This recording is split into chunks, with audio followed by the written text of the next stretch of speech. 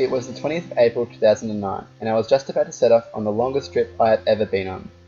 My ship HMAS Ballarat was going around the world on a 6-month deployment. I was super excited as well as anxious. This was the first time I was going to be so far away from Australia that it will take me months to get back.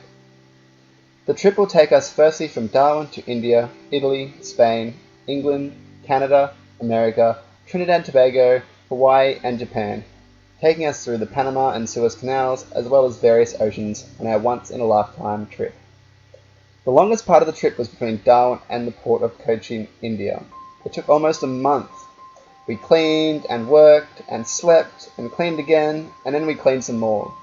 I had lots of time to think of home and was certainly apprehensive about the trip. Home just keeps getting further and further away.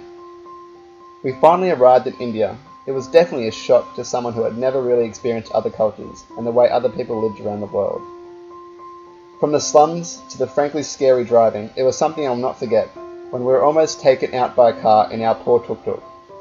After only a few days, we set out on the next adventure, leaving behind the country and taking with us only memories and some really cool wooden elephants. After stopping in Spain and Italy, we finally arrived at our first predominantly English-speaking country, Portsmouth, England. This was perhaps one of my favourite ports, as we had the opportunity to head into London, caught a West End show, Avenue Q, which I highly recommend. I didn't miss home as much as I thought I would have. With so much going on and enjoying new and exciting places with friends, there wasn't much time for that. So we spent the next 11 days in England, and I would definitely love to go back and take in more of what England has to offer. Finally, we arrived at the coveted port, New York. We tied up 3 blocks from Times Square. The hustle and bustle of the Big Apple was all I'd ever seen and heard about on TV, and more.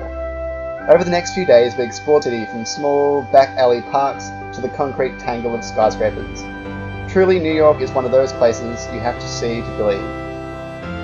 Finally, the trip was wrapping up.